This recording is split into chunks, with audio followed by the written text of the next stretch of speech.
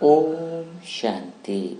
आज 3/9/2025 के बाबा के मुरली के महावाक्यों का वरदान है।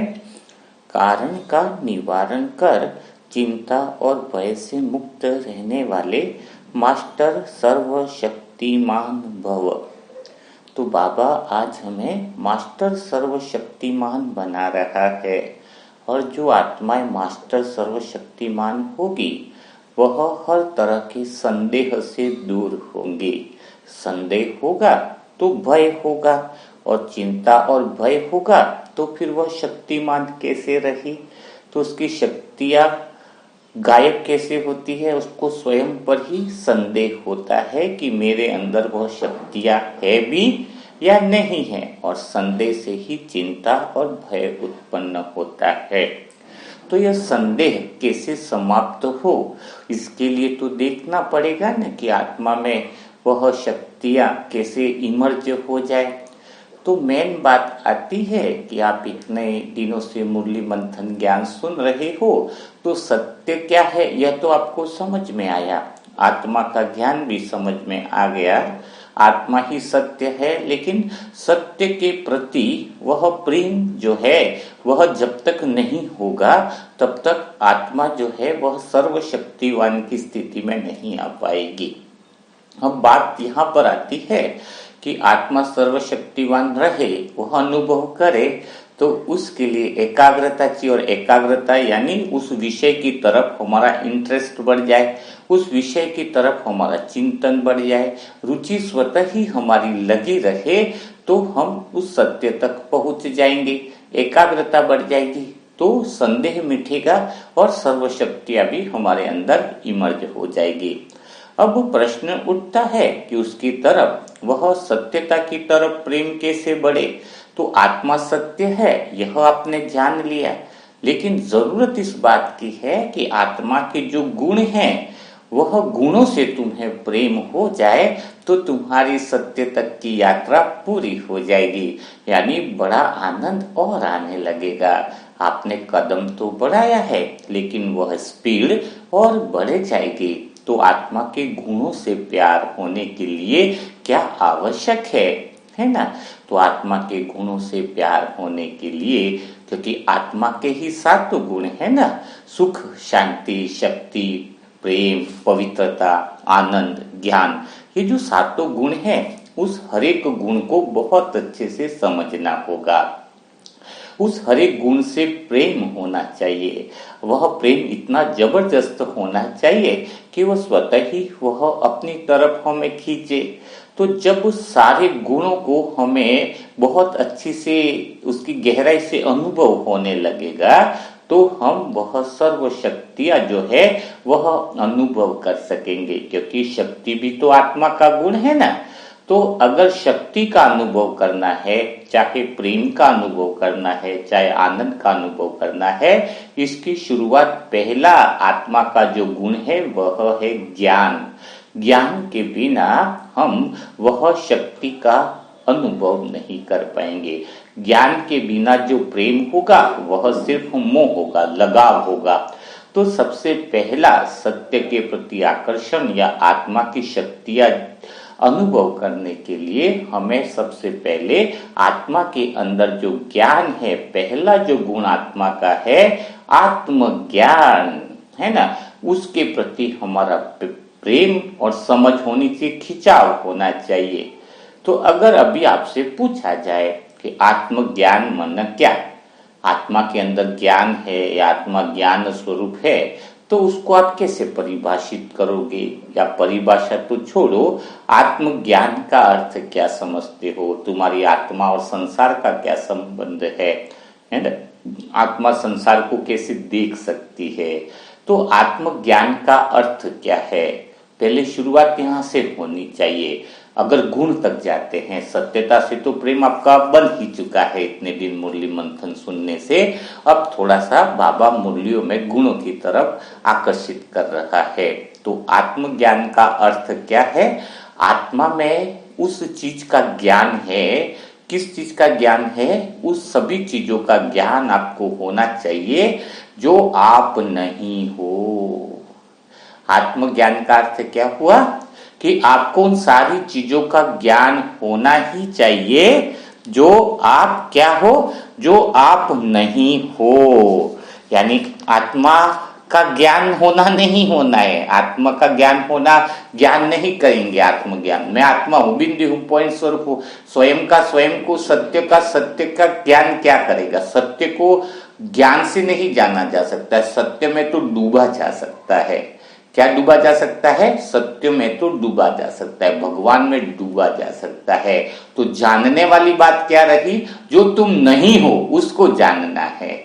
जो तुम आत्मा नहीं हो, तुम शरीर नहीं हो, तुम इस संसार में तुम कामनाएं नहीं हो, तुम झूठा मैं नहीं हो, तो उन सब का जो ज्ञान होगा तो अज्ञानता का ज्ञान होना ही आत्मज्ञान है।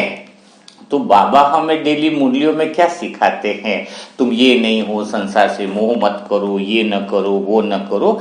तो विद्या तो बहुत सारी रहती है, लेकिन आत्मज्ञान की 4 विद्या महत्वपूर्ण है, जिसको आप डायरी में लिख सकते हो, ताकि आपको पता चले कि आपको कैसे वो सत्यता का जो आत्मा का ज्ञान का जो गुण है उसके बारे में हम बात कर पाए, है ना। जैसे अच्छा क्या होता है, अभी आत्मज्ञान के बारे में पॉइंट लेंगे तो 10 दिन भी निकल जाएंगे, तब भी खत्म नहीं होता। तो जब जब भी ये चर्चाएं चलती है, मुरली में आती है, तो हम लोग करते हैं, किताबें बुक्स जो लिखी है उसमें तो मिलेगा ही सही, लेकिन आप उस पॉइंट को रिवाइज करो कि पहले भी कभी अगर आत्मज्ञान के बारे में बात की गई है तो उसके बारे में क्या क्या बोला गया है। तो आत्मज्ञान का क्या अर्थ समझे आपने कि जो आत्मा नहीं है, जो मैं नहीं हूं उसका पूरा ज्ञान होना ही आत्मज्ञान है। अगर मैं नहीं हूं, सारे झूठ का तुम्हें ज्ञान हो जाएगा तो बाकी तो बचा सच ही। तो आत्मज्ञान को जानने के लिए क्या चीजों का ज्ञान होना आवश्यक है? पहला है एक संसार का ज्ञान। क्या ज्ञान आवश्यक है? संसार का ज्ञान आवश्यक है। संसार का सारा ज्ञान अमेरिका में, एशिया में या संसार में क्या हो रहा है, मतलब इसका अर्थ है कि संसार का ज्ञान का अर्थ है कि सारे संसार में कोई सार नहीं है। सारे संसार में कोई सार नहीं है। संसार में रहते हुए भी, संसार में कर्म करते हुए तुम्हें यह ज्ञान हो जाए, यह तुम्हें समझ आ जाए कि सारे संसार में कोई भी सार नहीं है, तो तुम्हें संसार का यह ज्ञान हो जाए कि संसार में कोई सार नहीं है, तो उसे आत्मज्ञान की पहली स्टेज कहेंगे। समझ में आ गया बात को? दूसरी स्टेज है कर्मों की। कर्मों का ज्ञान होना चाहिए। आत्मज्ञान यानी आपको संसार का तो पता चल गया, भाई ठीक है। तो दूसरी जो चीज स्टेज आ रही है वह आपको कर्मों का ज्ञान आना चाहिए, कर्मों के ज्ञान की समझ आनी चाहिए, है ना। और कर्मों के ज्ञान की समझ कौन सी है? जो क्रिया और कर्म तुम कर रहे हो, कर्मों का ज्ञान और शरीर का ज्ञान। कर्मों का ज्ञान भी कह सकते हैं और शरीर का ज्ञान भी कह सकते हैं कि जो तुम कर्म कर रहे हो वहां तुम्हें समझ आनी चाहिए कि यह कर्म मुझे कौन सी दिशा में लेके जा रहे हैं। ये जो कर्म चल रहे हैं उसका भी मेरा कोई लेना देनी नहीं है। जो कामना वाले कर्म है वह मैं नहीं हूं, है ना। उसमें मेरा कोई रोल नहीं है, उसमें मेरा कोई चिपकाव नहीं है। जो कर्म कोई कामना से हो रहे हैं वह मेरे कर्म हो नहीं सकते हैं। मेरा वास्तविक कर्म निष्काम कर्म है। जब तुम कामना वाले कर्मों को समझ जाओगे तो तुम्हें आत्मज्ञान वैसे ही समझ में आ जाएगा। तो हर पल तुम्हें ये देखना है, कर्मों का तुम्हें बारीक से बारीक ज्ञान होना ही आत्मज्ञान है। और शरीर का ज्ञान कि देह मैं नहीं हूं, शरीर में मेरा रोल जो है वो शरीर एक साधन है, मात्र है। उपयोग शरीर का इतना ही है कि मैं इसमें रह करके सत्य का भी अनुभव कर पा रही हूं और इसको देख पा रही हूं। तो तुम्हें कर्मों का ज्ञान होना, अगर बहुत अच्छे से बारीक कर्मों का ज्ञान है तो तुम आत्मज्ञान की स्टेज में पहुंच रहे हो। ठीक है, यह बात हो गई। तीसरी बात बहुत आत्मज्ञान की बहुत बड़ी महत्वपूर्ण है, वह है विचारों का ज्ञान होना। तुम्हारे अंदर जो विचार चल रहे हैं, अगर वह विचार मैं से प्रभावित है, अहंकार से प्रभावित है, अहंकार यानी पांचों विकार, मैं यानी विषय वस्तु, तुम्हारे अंदर जो विचार चल रहे वो एक तरह से जड़ के तरह ही चल रहे हैं, जिसमें यह पता चल रहा है कि कौन सा विचार चल रहा है आपका, तो तुम्हें पता है कि ये विचार तो कोई न कोई विषय से जुड़ा हुआ है, कोई न कोई कामना से जुड़ा हुआ, कोई न कोई ये विचार मान सम्मान और अहंकार से जुड़ा हुआ है, तो तुम्हें ये पता चल जाएगा। तो इस विचारों का अगर तुम्हें ज्ञान नहीं है, समझ नहीं है, ज्ञान माने क्या बताया फिर कि विचार मैं नहीं हूं, जो अहंकार वाले विचार है इनसे मेरा कोई नाता नहीं है, इस झूठ के विचारों से, झूठे कल्पनाओं से, झूठी मान्यताओं से मेरा कोई रिश्ता नहीं है। जब यह बात समझ में आए तो इसे कहेंगे आत्मज्ञान। ठीक है। और लास्ट में चौथी मंजिल पर जो बचा है वह क्या है, यह भी बहुत अच्छे से पता होना चाहिए। तो चौथी आपकी बुद्धि, बुद्धि किस दिशा में जा रही है उसका ज्ञान होना चाहिए। यानी आपकी बुद्धि अगर संसार की सेवा में लगी है, संसार की सेवा में लगी है, अगर यह तुम्हें पता चले कि बुद्धि संसार की सेवा में लगी है तो वह व्यर्थ में लगी है, इस बात का ज्ञान रहे, है ना। यह है आत्मज्ञान। अगर तुम्हारी बुद्धि संसार और संसार के कार्यों में लगी है तो तुम्हारी बुद्धि दिन ब दिन क्षीण होती जा रही है, तुम्हारी बुद्धि में पेनापन नहीं है, तुम्हारी बुद्धि अज्ञानता से भरी हुई तमोगुणी बुद्धि हो रही है। रजोगुणी तमोगुणी जो बुद्धि की शक्तियां है वो यही है कि तुम्हारी बुद्धि संसार के कार्यों में उलझी पड़ी है, संसार की माया में उलझी पड़ी है, यह देखना। दूसरा है तुम्हारी बुद्धि अगर व्यर्थ कर्मों में लगी हुई है, ऐसे कर्म जो दुख देने वाले हैं, ऐसे कर्म जो माया से वशीभूत है, ऐसे कर्म जो तुम्हें तुम्हारी चेतना के स्तर को गिरा रहे हैं, ऐसे कर्म जो तुम्हें और नीचे की तरफ लेकर के जा रहे हैं। अगर तुम्हारी बुद्धि इस तरफ लगी हुई है तो कौन सी तरफ आपकी बुद्धि लगी हुई है इसका ज्ञान तुम्हें पता चले कि यह कौन सी सही है, कहां बुद्धि लगानी है, कहां नहीं लगानी है, यही आत्मज्ञान है। तो तुम्हें बुद्धि कहां नहीं, कौन से कर्मों में नहीं लगानी है, इसका ज्ञान होना ही आत्मज्ञान है। जब तुम्हें पता रहेगा कि मेरी बुद्धि कहां नहीं लगानी है तो बचेगा क्या। तुम्हें दो रास्ते पता चल गया, तीन रास्ते हैं, उसमें एक पे तो चलना ही है, लेकिन दो रास्तों का ये ज्ञान हो जाए कि इन दो रास्तों पे नहीं चलना है। तो जब तुम्हें ये पता चल जाए कि मुझे इन दो रास्तों पे नहीं चलना है तो बाकी बच्चा जो रास्ता है वो ऑटोमेटिक सत्य का रास्ता है। तो सत्यता की खोज करने की जरूरत थोड़ी है कि तीनों रास्तों में से कौन सा रास्ता सही है। तीन रास्तों में से आपको कौन सा रास्ता सही है उसकी खोज तुम नहीं कर पाओगे, लेकिन उन रास्तों का ज्ञान हो जाए कि इन दोनों रास्ते गलत है तो बाकी का रास्ता क्या बचा, बाकी का रास्ता बचा सत्य का रास्ता। सीधा पहला सत्य का रास्ता क्यों नहीं पता चल सकता है, इसको बहुत ध्यान से समझो। जैसे आपके पास 5 माले का बिल्डिंग है, 5 माले की बिल्डिंग में क्या है, नीचे है संसार वाला तल, तो वो आत्माएं जो संसार के तल पर पहली बिल्डिंग में रहती है। दूसरे तल है शरीर का तल, है ना। तो शरीर का तल है, कर्म का तल है, शरीर और कर्मों का तल चल रहा है, जिसमें शरीर के द्वारा किए हुए कर्म और पाप कर्म के तल पर रह रहा है। तीसरी वाली जो बिल्डिंग है वहां पर है विचारों का तल, है ना, जहां पर मैं और अहंकार की बातें चल रही हैं। चौथी जो फ्लैट की बिल्डिंग है उसमें आपका बुद्धि का तल है, जिसमें बुद्धि आपके शरीर की क्रियाओं में लगी है, संसार में लगी हुई है, और अहम को आवश्यकता कामना जो है उसको पूरा करने में बुद्धि लगी हुई है। तो चौथी तल हो गया। अब किसी से पूछे, और 5वें पे है आत्मा का तल जो सत्य का तल है। ठीक है, 5वीं बिल्डिंग पे कौन रह रहा है, आत्मा रह रही है। अच्छा अब ये बात बताओ, अगर तीसरी बिल्डिंग वाले को पूछा जाए कि 5वीं बिल्डिंग में क्या चल रहा है, तो क्या वो बता पाएगा कि 5वीं बिल्डिंग में क्या चल रहा है? वो कुछ नहीं बता पाएगा कि 5वें फ्लैट में क्या चल रहा है। 5वें किचन खुला हुआ है या नहीं, वहां पे गैस चल रहा है कि नहीं, क्या खाना बन रहा है क्या। तीसरी बिल्डिंग वाला तो तीसरी बिल्डिंग में क्या चल रहा है वही बातें बता पाएगा, दूसरी बिल्डिंग वाला दूसरी बिल्डिंग की ही बातें बता पाएगा। अब आप क्या कह रहे हो कि मुझे 5वें तल का अनुभव करना है, यानी सत्य का अनुभव करना है। बताओ असत्य वाला सत्य का अनुभव कैसे कर सकता है, तीसरी माले की बिल्डिंग वाला पहले वाली बिल्डिंग का अनुभव कैसे कर सकता है। पूरा समय हम इसी चीज में लगे हैं कि तुम बस ये जान लो कि मैं आत्मा हूं। अरे जानने का अर्थ है कि तुम क्या नहीं हो वो जान लो, तो क्या हो वो आसानी से जान लोगे, यही तो आत्मज्ञान है। तो तुम्हें पांचवी बिल्डिंग के तल पर अगर आत्मा को जानना है तो तुम्हें सत्य होना पड़ेगा। सत्य का एक बहुत बड़ी चीज है कि वो असंग है, किसी के संग में नहीं रहती आत्मा, बहुत गहरी बात है। तो सत्य में रहकर ही सत्य का अनुभव किया जा सकता है, कोई असत्य वाला सत्य का अनुभव कर नहीं सकता है। तो जो शरीर और पाप कर्म या कामनाओं के कर्मों में उलझा हुआ है वो कहता है मुझे आत्मा का अनुभव नहीं होता है। अरे भाई तू तीसरी बिल्डिंग में ही है, तो पांचवी बिल्डिंग का अनुभव कैसे होगा, है ना। कोई विचारों में अहंकार उससे ही पोषित है तो भले उसको पांचवें तल का अनुभव क्या होगा।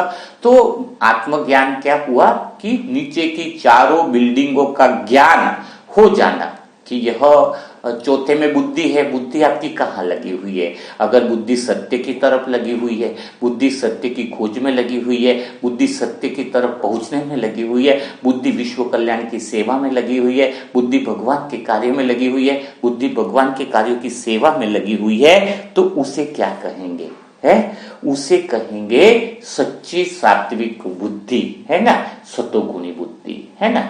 तो अब आपको चेक करना है, क्या करना है कि आप चारों बिल्डिंगों में कौन से तल पर हो, और पांचवी बिल्डिंग जो आत्मा की है, तो वैसे ही जब तुम्हें चारों बिल्डिंगों का ज्ञान बिल्कुल स्पष्ट हो जाना ही आत्मज्ञान है ना, है ना। आत्मज्ञान का अर्थ ही क्या हुआ, आप बिल्कुल क्लियरिटी से समझ गए होंगे।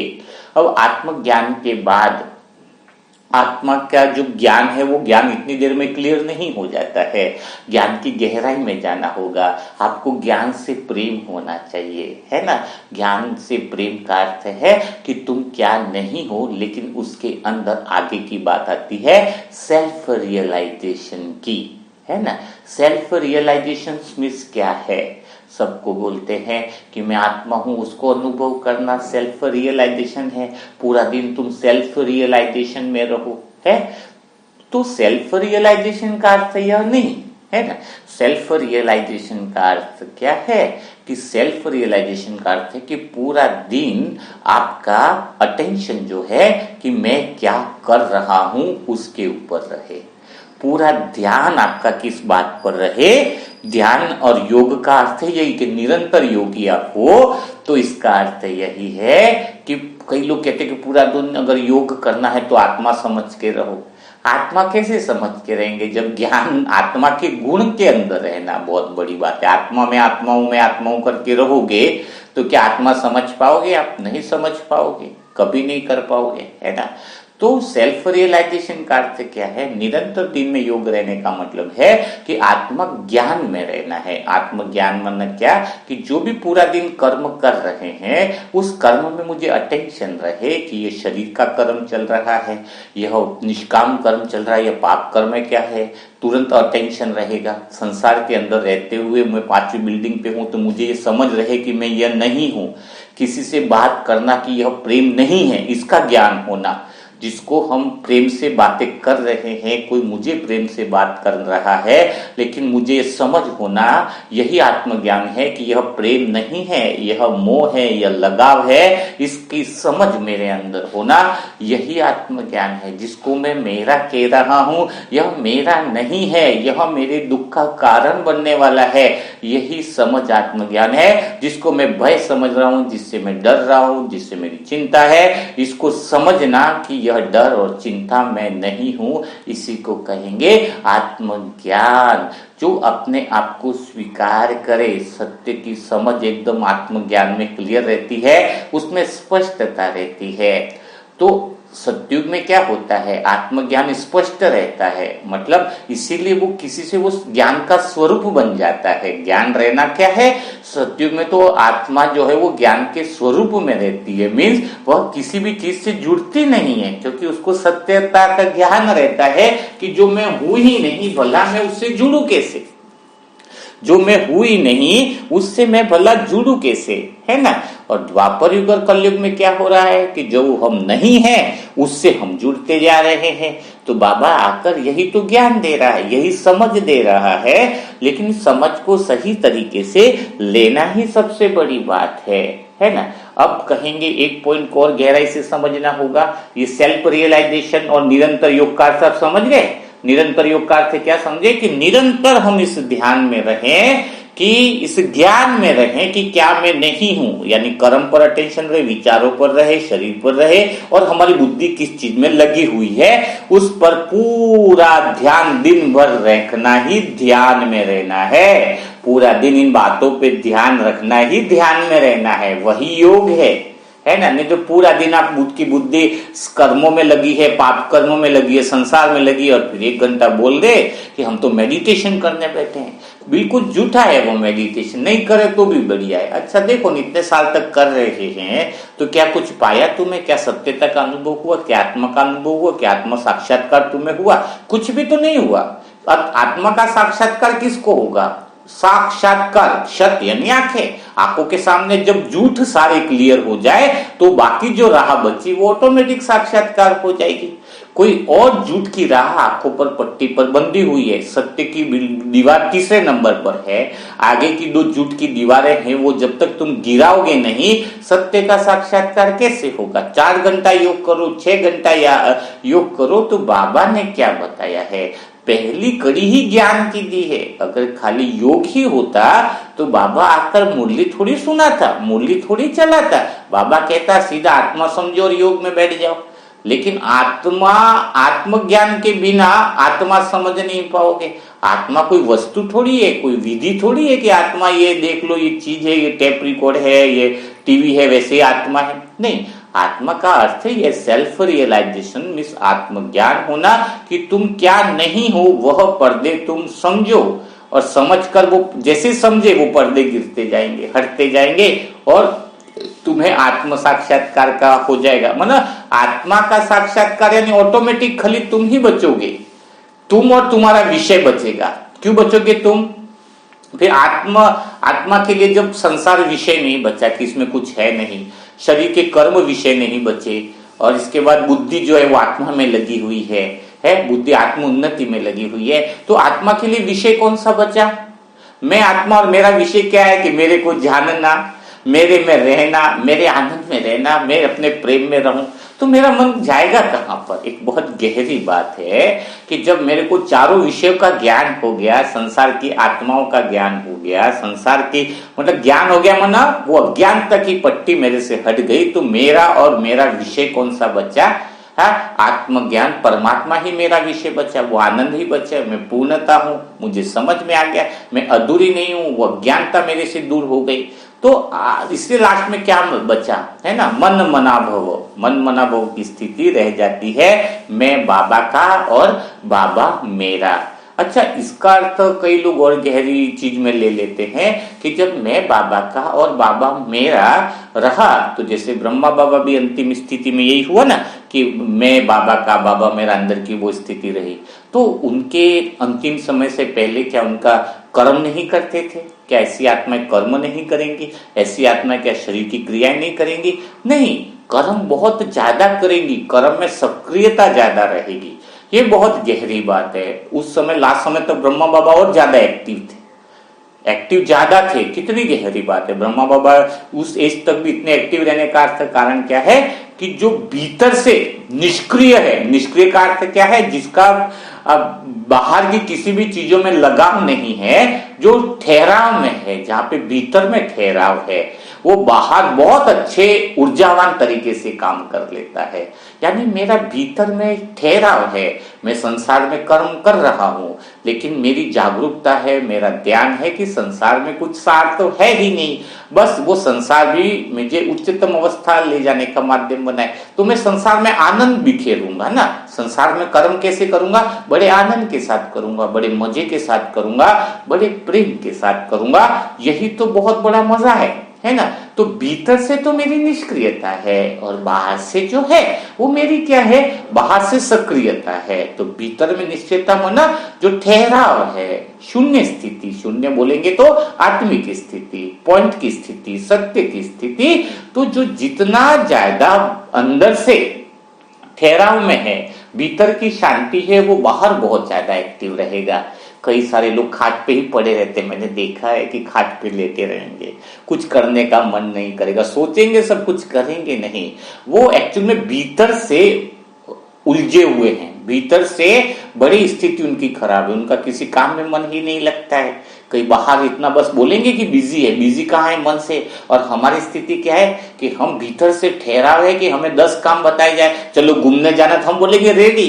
क्यों रेडी है? क्योंकि घूमने जाने का चीज हमारे से जुड़ नहीं सकती है, हम सिर्फ आनंद को बिखेरने के लिए जा रहे हैं।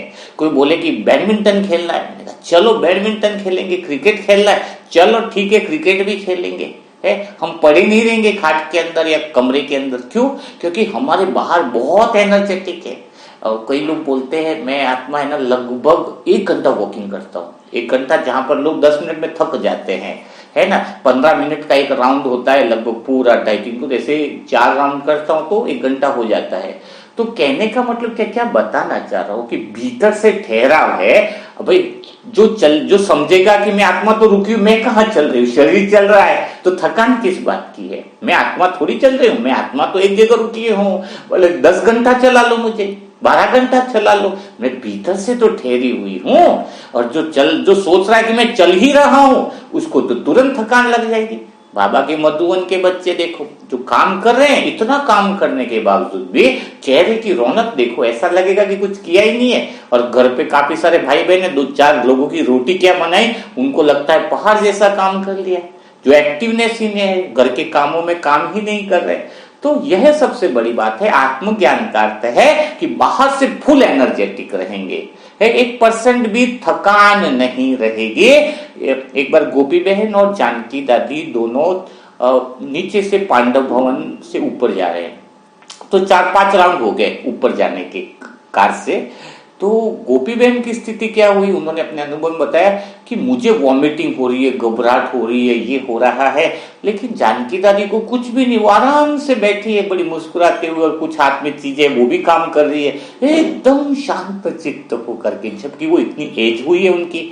और फिर गोपी बहन ने उनको पूछा कि जब बीच में गाड़ी रुकी तो, कि बहन आज दादी जी आज 4 राउंड हो गए, तो मैं इतनी थक क्यों गई हूँ, मुझे तो एकदम घबराहट हो रही है, वॉमिटिंग, आपको कुछ फर्क ही नहीं हो रहा है? तो दादी ने बताया क्योंकि तुम्हारी जो शक्तियां है ना अंदर की, वो छोटी छोटी बातों में, बुद्धि व्यर्थ बातों में तुम अपनी शक्तियों को समाप्त कर देते हो। तुम्हारा अटेंशन नहीं है, ध्यान नहीं है, और वो छोटी छोटी जो बातों में जो शक्तियां तुम्हारी जा रही है ना, वही फिर तुम्हारी अंदर की स्थिरता को खत्म करती है। तो कितनी गहरी बात है जब हम अपने समय को और शक्तियों को बचा कर रखते हैं कि मुझे पता है कि मेरा मन और मेरी बुद्धि कहीं और सेवा में न लगे, व्यर्थ की बातों में न लगे। बाहर से कुछ भी करो, बाहर से कितना दौड़ाए, काम करना है, कुछ भी है, अपना बुद्धि कहाँ हमें लगानी है, हमारी बुद्धि किस तरफ, चौथा बिल्डिंग बता कि बुद्धि किस तरफ लगी रहे, वही अगर हमारा सच्चा ज्ञान रहे, हम तो ज्ञान स्वरूप बन जाए, हमारा जीवन ही सुबह से शाम तक ज्ञान स्वरूप बन जाए। तो ज्ञान स्वरूप होगा तो ऑटोमेटिक फिर क्या होगी, तुम्हें शक्ति का अनुभव होगा, ऑटोमेटिक तुम्हें पावर का अनुभव होगा। तो इसी को कहेंगे, क्या कहेंगे, आत्मज्ञान, है ना। तो आप ज्ञान की एक पॉइंट हम ले रहे हैं, तो ज्ञान का पॉइंट में आपको इंटरेस्ट आ रहा होगा। तो उसी को अगर हम और आगे बढ़े तो कहेंगे आत्मसम्मान क्या चीज है ना। क्योंकि बात चल रही है तो यहां पर ये बात हमें समझ में आएगी, आत्मसम्मान क्या चीज है, मान अपमान क्या चीज है ना। ये बात भी हम समझेंगे। तो बहुत एक्चुअली में सच बताओ तो ज्ञान की पॉइंट इतनी जबरदस्त है, अगर पहले पॉइंट पे बात करें, खाली एक गुण पे हम बात करें तो बहुत गहराई है, और इस गुणों पर आप ध्यान दोगे तो आपकी रुचि बढ़ेगी सत्यता की तरफ, है ना। तो आत्मसम्मान, सम्मान को जिसने समझ लिया, मान और अपमान, तो जिसने आत्मसम्मान को नहीं समझा है, सेल्फ रेस्पेक्ट को नहीं समझा है, वह बात बात में दुखी होता रहेगा, बात बात में उसको छोटी छोटी बातें पिंच करती रहेगी। अगर छोटी छोटी बातें आपको पिंच करती रह रही है, छोटी छोटी बातें आपको तकलीफ दे रही हैं, कोई की बात ऐसी है जो घंटों तक आप उसमें खोए हुए हो, वो बात आपके दिल पर लग जाती है, यानी आपको आत्मज्ञान नहीं है। किस बात का ज्ञान नहीं है, आत्मसम्मान का ज्ञान नहीं है, रेस्पेक्ट का ज्ञान नहीं है। तो आत्मसम्मान का रहने का मतलब अपने को किसी भी बात का बुरा न लगे, तो वो बुरी बात है क्या, पहले इसको समझ लेते हैं। तो अब सम्मान यानी क्या हुआ? सम्मान यानी समान रूप से बात को मानना, मान यानी मानना, ठीक बात है। तो जो आदर और सम्मान के बीच में आपको डिफरेंस करना होगा। अब कोई बड़े लोग आ जाते हैं तो उनको हम कई बार चरण स्पर्श करते, घर में भी देखा ना, छोटे हैं तो बड़े को चरण स्पर्श कर दिया। कई लोग बाबा के बच्चे बड़े हैं तो उनको चरण स्पर्श भी नहीं करते, उनके अंदर अहंकार होता है, हमारे अंदर तो इतना ज्ञान है, अब तुम भगवान के बच्चे हैं, भगवान के आगे झुकेंगे। तो शरीर को झुकाने की बात थोड़ी हो रही है, यह तो आदर की बात है। हम छोटे हैं, कोई बड़े बुजुर्ग है, अगर कोई घर गृहस्थी में रह रहा है तो वहां पे सम्मान, बड़ों का आशीर्वाद लेने की प्रथा है, तो कोई दिक्कत नहीं, हमने आशीर्वाद लिया, वो आदर है, सम्मान नहीं कहेंगे, सम्मान की परिभाषा को समझना होगा। तो वह हो गया एक आदर, आदर यानी आचरण हो गया। तो ठीक है, बड़ों का हम क्या करते हैं, आदर करते हैं। रेस्पेक्ट एक अलग चीज है, ठीक है। तो आदर ले लिया, तो दुआएं मिल रही हैं, उन्होंने कोई बद्दुआ तो देंगे नहीं, चरण छू रहे तो क्या बोलेंगे, भाई तुम खुश रहो, तुम स्वस्थ रहो, तुम आनंद में रहो। तो दुआएं मिल रही है ना, लाओ भाई मैं तो 500 लोगों के छू लेता हूँ, क्या फर्क पड़ रहा है, मन मेरा क्या है वो इंपॉर्टेंट है। अब बात आती है सम्मान की। तो मेरा उनके प्रति चरण छूना सो सम्मान नहीं कहेंगे। सम्मान का अर्थ है सममान, सबको मान लेना। और मानेगा कौन? सब बातों को मान लेना। तो मानेगा कौन? जो स्वयं पहले सामने वाले को जानेगा। बिना जाने तो हम उसको मान नहीं सकते, तो जब तक मानेंगे नहीं तब तक सम्मान नहीं दे सकते। तो कोई बहन भाई, जैसे आप ही लोग आ गए कोई, तो मैं जब आपको जानूं कि आपके अंदर कितनी योग्यता है, आप कितने अच्छे हो, अच्छे से अच्छे, जब मैं बारीक से बारीक आपको जान लूं, और तब मेरे हृदय से आपकी अच्छाई के प्रति मेरा रेस्पेक्ट पैदा हो कि नहीं, आपका मेरा प्रति क्या है, सम्मान है, एक रेस्पेक्ट है, तब सम्मान पैदा होता है। कि जब हम किसी को अच्छी तरीके से जान लें तो क्या पैदा होता है, सम्मान पैदा होता है। अभी आप मुझे आत्मा के बारे में जानते हैं, कि आत्मा के बारे में जानते हैं, शरीर के बारे में तो मैंने ही नहीं देखा तो क्या है, क्या क्या क्रियाकलाप है, तो मेरी कुछ विशेषताएं को जो जानेंगे वो मेरा सम्मान करेंगे। और कोई अनजान संसारिक आदमी अगर वो मेरे बारे में नहीं जानता तो मेरे को रेस्पेक्ट तो नहीं करेगा ना, आदर दे सकता है कि भाई जी यहाँ बैठो, कुर्सी पर बैठो, ये करो, लेकिन वो मेरे को दिल से रेस्पेक्ट नहीं दे पाएगा, सम्मान नहीं दे पाएगा अगर वो मुझे नहीं जानता है ना। तो मैं भी जब तक किसी को जानूंगा नहीं, तो सम्मान का अर्थ क्या हुआ, आत्म सम्मान को अच्छे से समझो। सम्मान का अर्थ हुआ कि पहले सम्मान यानी मान लेना। क्या मान लेना? कि वह मान के काबिल है। क्या? यह जान लेना, यह मान लेना कि वह मान के काबिल है, तो उसको कहेंगे सम्मान। तो जब हम किसी को अच्छी रीति से समझ जाते हैं कि वह संसार के तल पर जी रहा है, या कर्म के तल पर जी रहा है, या फिर वह बुद्धि के तल पर जी रहा है, या आत्मा के तल पर जी रहा है, तो उसी के आधार पर हमारे अंदर से वो सम्मान देने की बात निकलती है। आदर भाव सबका कर सकते हैं। तो यहाँ पर बात होती है आत्मसम्मान की। तो जब दूसरों के लिए हम जब जान लेते हैं तो उसका सम्मान करते हैं। तो जब इंसान जो है वो खुद का सम्मान करने लग जाता है तो उसको किसी और के सम्मान की आवश्यकता नहीं होती है। ये बहुत गहरी बात है। अब आत्मसम्मान कैसे होगा, यानी मैं खुद का सम्मान कैसे करूं? मैं खुद का सम्मान तभी करूंगा जब मैं स्वयं को मान लूंगा। स्वयं को मान लूंगा कि क्या मान लूं? कि मैं रेस्पेक्ट के काबिल हूं। पहले बात तो मान लूं मैं कि मैं स्वयं का सम्मान कब करूंगा। सेल्फ रेस्पेक्ट यानी क्या है कि मैं स्वयं को मान लूं। क्या मान लूं? मानूंगा कैसे कि मैं रेस्पेक्ट के काबिल हूं? जब मैं स्वयं को जान लूं। और स्वयं को जान लूं का अर्थ क्या है कि जब मेरा पूरा ध्यान मेरे पूरे दिन की दिनचर्या पर रहे कि मैं क्या खाता हूँ, मैं क्या उठता हूँ, क्या बैठता हूँ, क्या करता हूँ, है ना, मेरा आचरण कैसा है, मेरी बुद्धि किस में लगी हुई है, मेरे शरीर के कर्म क्या है, मेरा पुण्य कर्म क्या है, मैं निष्काम भाव से काम कर रहा हूँ, मेरी बुद्धि उच्चतम चेतना को बढ़ाने में लगी है। तो जब मेरा पूरा ध्यान मेरे स्वयं की क्रियाकलापों पर अटेंशन में बीतेगा, पूरा ध्यान पूरा दिन, तो मेरा स्वयं के प्रति मान बढ़ेगा। स्वयं के प्रति मैं जानने लगूंगा तो सेल्फ रेस्पेक्ट पैदा होगी। क्या सेल्फ रेस्पेक्ट पैदा होगी? कि मैं स्वयं को जान लिया, मान लिया कि मेरा पूरा दिन मेरे सत्कर्म में बीत रहा है, मेरी बुद्धि जो है वो उच्च चेतना को बढ़ाने में लगी हुई है, मेरी बुद्धि विश्व कल्याण के प्रति लगी हुई है, मेरे जो कर्म है वो निष्काम कर्म है, मेरे जो कर्म है वो दूसरों को सुख देने वाले हैं। तो जब मेरा तो मेरे ऑटोमेटिक स्वयं के प्रति वह सम्मान आ जाएगा, जिसको कहेंगे सेल्फ रेस्पेक्ट। तो जब मैं खुद की इज्जत करने लग जाऊंगा, ऑटोमेटिक, जबरदस्ती नहीं, ऑटोमेटिक मैं मान लूंगा, जब मेरा पूरा ध्यान मेरी दिनचर्या पर होगा, और जब ध्यान होगा तो कोई बुरे कर्म तो नहीं होंगे ना, तो बहुत एक अटेंशन वाली बात हो जाती है ना। तो पूरा दिन जब हमारा ध्यान होगा तो हम सेल्फ रेस्पेक्ट करेंगे, और जो आत्मा आत्मसम्मान में रहती है, जिसको आत्मज्ञान है, वह आत्मसम्मान में रहती है। फिर उसको कोई भी व्यक्ति कितनी भी बात बुरी कह दे, उसको बुरी नहीं लगेगी।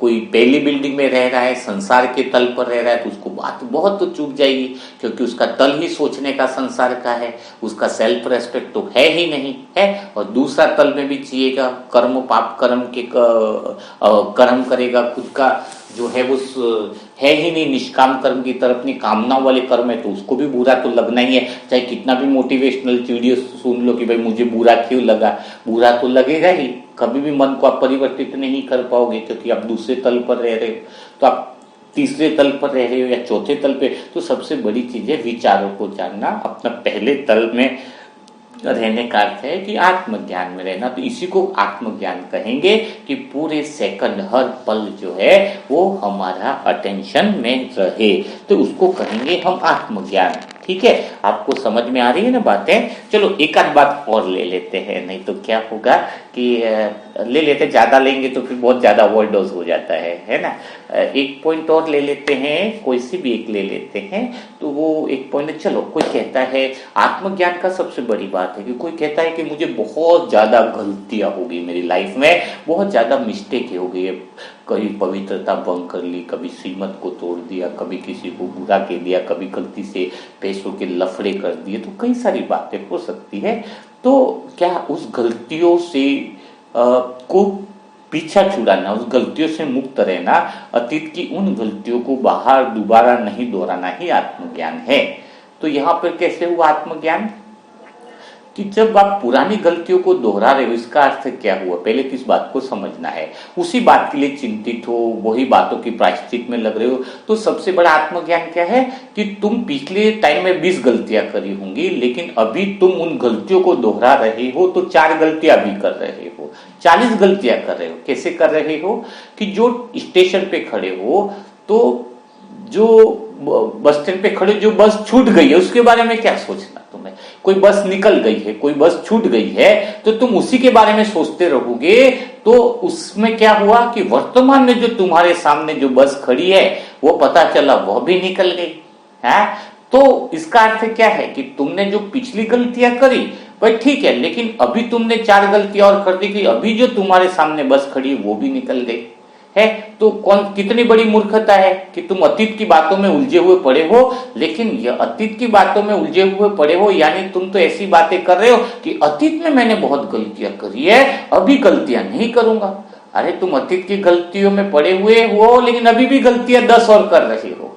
मेन बात है कि अभी तुम गलतियां और कर रहे हो, क्योंकि हर वर्तमान में कोई न कोई बस तो हर एक के लिए खड़ी रहती है। हर पल कोई न कोई बस तो खड़ी है, जिसमें बैठकर वो अपनी यात्रा कर सकता है। लेकिन पुरानी बस छूट गई, उसी के बारे में सोचता रहेगा, तो जो बस अभी खड़ी है वह भला कैसे दिखाई देगी। तो मेन यही बात है कि पुरानी गलतियां करी, इसका कोई इतना महत्व ही नहीं है, लेकिन तुम अभी जो गलतियां कर रहे हो उसका क्या करें, उसका आपके पास क्या जवाब है। तो आत्मज्ञान का अर्थ यही होता है कि मैं वर्तमान में रहूं, और वर्तमान में अब कोई गलतियां न करूं, और अभी के अवसर को मैं पहचानूं कि अभी मैं क्या कर सकता हूं। अभी इस समय भगवान ने मेरे लिए कौन सी बस खड़ी करी है, मैं उस बस में बैठकर अपनी यात्रा को स्टार्ट करूं, है ना।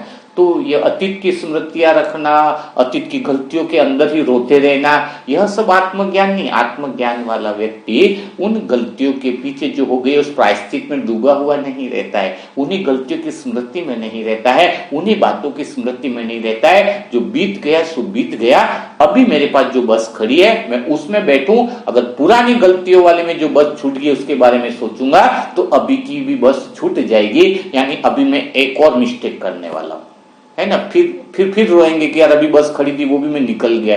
वो निकल गई करके कितने साल निकल गया।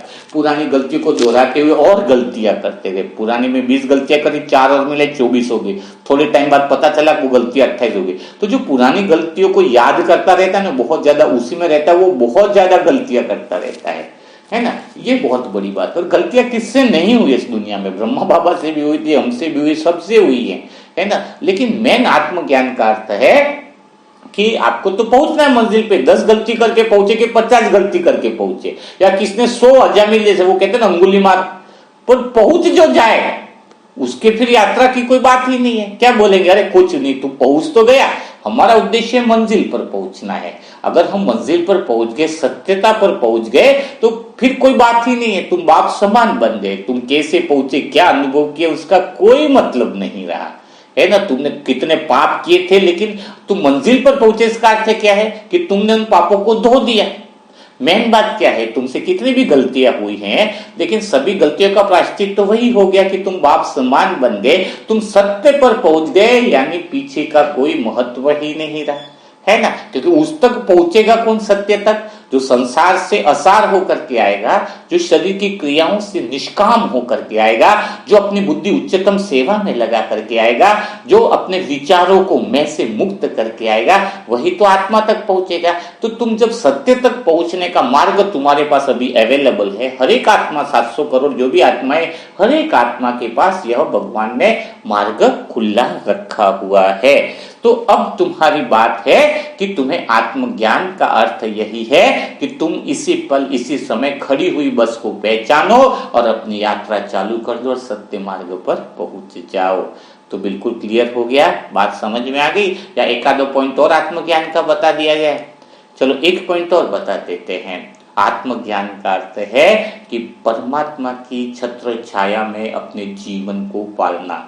अगर आत्मज्ञान है, अगर तुम शरीर के प्रभाव में, संसार के प्रभाव में, बुद्धि उस कार्यों में लगा रहे हो, तो तुम माया की शरण में हो। माया की शरण में तुम पल रहे हो, माया की छत्र छाया में तुम पल रहे हो, और स्वयं को भगवान की अंदर अर्पित करना, परमात्मा के हाथों में अर्पित करना, यानी जो सत्य ज्ञान है, अपना जो सही समझ है, जो सही चुनाव है, तो मुझे भगवान के हिसाब से चलना है। हे परमात्मा, मैं स्वयं को तुम्हें अर्पित करती हूँ कि अब मेरा मन जो है किसी ऐसे कर्म में नहीं लगेगा, मेरी बुद्धि भी बुरे कर्मों में नहीं लगेगी, मेरे कोई संसार में कोई इंटरेस्ट नहीं रहेगा, संसार की कोई विषय वस्तु मुझे आकर्षित नहीं करेगी। इन सब चीजों को सही तरीके से मानना, और मानना यानी जानना, तो भगवान को स्वयं को अर्पित करना ही परमात्म पालना में पलना है। नहीं तो कोई तो कहते हैं ना, सब बाबा ही कर रहा है, और खुद ऐसे कामों में लिप्त तो माया में पूरी तरीके से माया की सेवा में लगे हुए। तुम घर परिवार दूसरा सब कुछ कैसा है, सब कामना युक्त कर्म कर रहे हो, संसार की चीजें खरीद खरीद करके ला रहे हो, है ना। बुद्धि उनकी सेवा में लगी पड़ी है, और कहते हो बाबा है ना करण करावनहार, बाबा भी तो चतुर सुजान है। तुम माया की शरण में हो तो खाओ थप्पड़, खाओ दुख, झेलो परेशानियां, और हिसाब किताब तुम्हारा बढ़ता जा रहा है। तो चुनाव तो आपका है कि आपको बता दिया गया है कि 5वीं बिल्डिंग में ही रहना है या पहली, दूसरी, तीसरी, चौथे माले की बिल्डिंग में रहना है। यह समझना आपको है, निर्णय आपको लेना है। इसी को कहेंगे, जब निर्णय तुम भगवान की शरण में लेने का लेते हो तो तुम बन जाओगे सर्वशक्तिवान, मास्टर सर्वशक्तिवान। जब तुम सर्वशक्तिवान की छत्र छाया में रहोगे तो मास्टर सर्वशक्तिवान बन जाओगे, और माया की छत्र छाया में रहोगे तो क्या बनोगे, इसको मैं शब्दों में बयान नहीं कर सकता हूं। ठीक है, तो आज का मुरली मंथन आपको कैसा लगा? आपका मुरली मंथन में क्या नया सीखने को मिला? अभी तो इस ज्ञान में बहुत गहराई है, लेकिन एक भी मुरली मंथन कोई मिस करता है तो न जाने कितने ज्ञान रत्नों से दूर हो जाता है। तो एक भी मुरली मंथन मिस न किया करो। कभी लेट हो गए तो रात को सुन लिया करो, लेकिन सुनकर सोने का निर्णय लो कि जब भी मैं बिस्तर पे जाऊं उसके पहले मुरली मंथन को जरूर सुन लो, ताकि आप 5वीं मंजिल पर जल्दी पहुंच जाओगे। नहीं तो पहली दूसरी तीसरी बिल्डिंग में ऐसे उलझ के रह जाओगे, जो 2 दिन भी मुरली मंथन मिस कर देता है वो बहुत निचले तल पर आ जाता है, उसकी चेतना का स्तर बहुत नीचे हो जाता है। तो जो नई आत्मा है उनके लिए व्हाट्सएप नंबर है जुड़ने के लिए 7202921969, इस पर ओम शांति लिखे और अपने पुरुषार्थ को बढ़ा सकते हैं। तो कल फिर हम मुलाकात करेंगे ऐसे ही मुरली मंथन के साथ। तब तक के लिए सभी भाई बहनों को ओम शांति, ओम शांति, ओम शांति।